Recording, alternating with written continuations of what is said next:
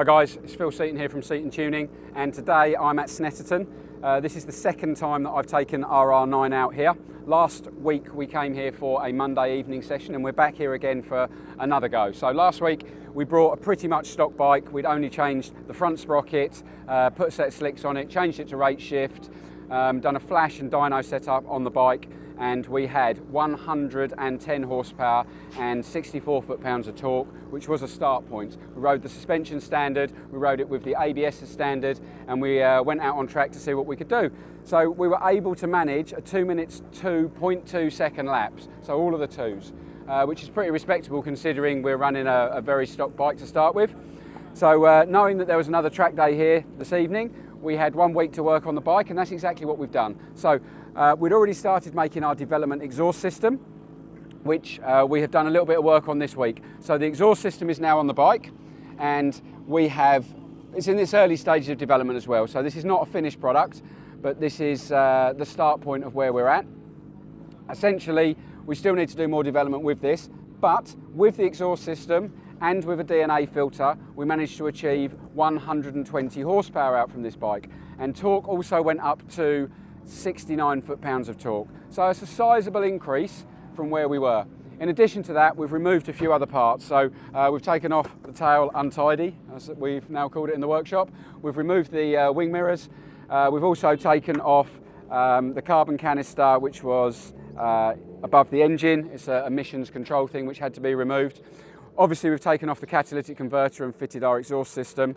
We've taken off the rear pillion foot pegs, and the combined weight loss on this bike is, well, it was 195 kilos when we rode it before. It's now down to 185. So basically we've got a 10 horsepower increase and a 10 kilo decrease. So those two things together are quite a sizable difference for acceleration and deceleration.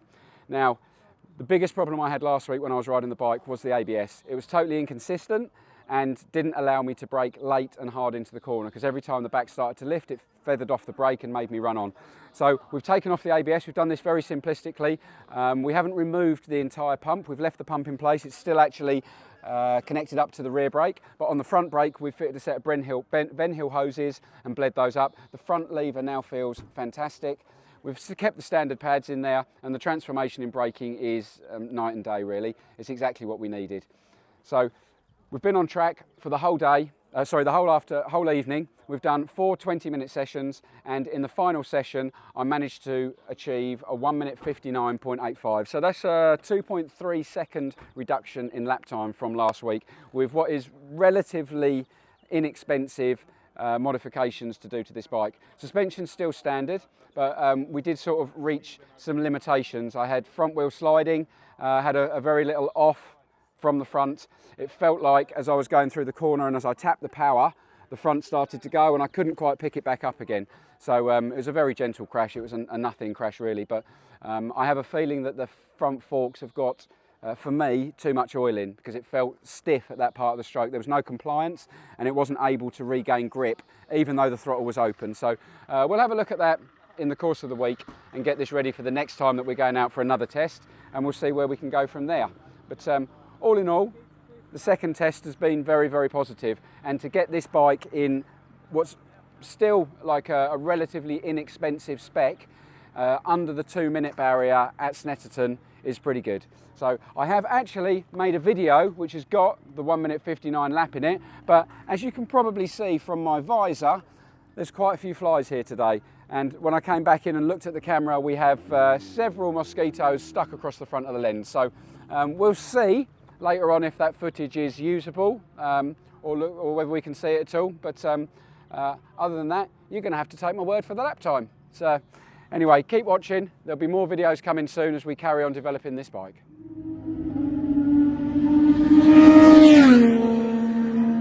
So yesterday at Snetterton was an eventful little test. We wanted to test out this, which is just a prototype system that we've made and put onto the R9.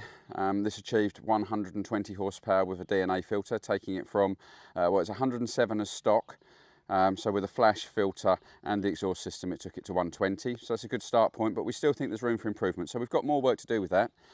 Yesterday as well, there was so many flies. I don't know if you guys can see this. it looks more like the TT than, I mean, bearing in mind I wiped this out before I did the last 2 laps. That's 2 laps. Or 3 laps I think I did, an out lap and then 2 laps, and then I came in. I was trying to get a recording of a 59. I did a 59, but the camera got so many flies on the front of it that the footage is unusable, unfortunately. So yeah, it's oh, nasty, nasty. Not a good day if you're one of those flies. That one there didn't have a good day. So but we've learnt loads more. Basically, with more speed and the ABS removed, we were able to brake later, go into the turns faster, run more corner speed. We knocked 2.3 seconds out of the lap time. We didn't change the tyres, they were still the same ones as we used before. So they've now got 8 20-minute sessions on them. So the rear tyre is, I mean, the front, we're starting to see a little bit of banding happening right here, and I think that's indicative of the same problem which I had, which caused me to have a small crash. And the rear, the tyre wear's looking pretty good, to be honest with you. I'm starting to get a small ridge in this area here where I'm picking it up and then driving hard. But generally the tyre wear's okay. Where is the marker? Yeah, so we've still got some tyre left. We're not on the marker exactly yet, but we're starting to lose the profile. This is again, this is with a 600 or this is what I consider a 600, even though it's a 900, a super sport bike. You have to run high corner speed and get on the gas as early as possible in the corner and try and start driving. And this is what you're going to see. You're going to see increased tyre wear as a result of it. So the front, what I found was when I had a small crash, I was at Agostini's, and the front just basically washed away from me. I tapped the throttle in the middle of the corner and the front just very gracefully just slid away from me. Now, for me, this is a couple of things. It felt like there was no compliance in the suspension at that point. So there was nothing which was allowing me to get more grip.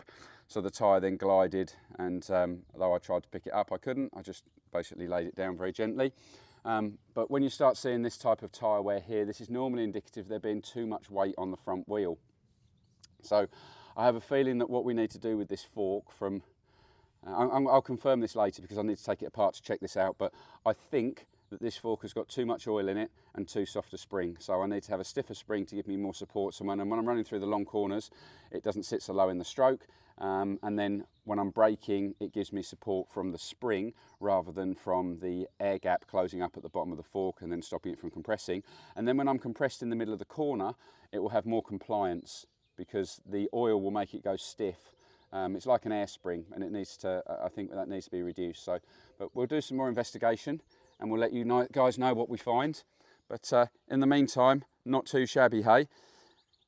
This bike has got around about £1,500 worth of modifications on it, maybe 2,000 at an absolute push, and it was capable to do a sub 2-minute lap at Snetterton.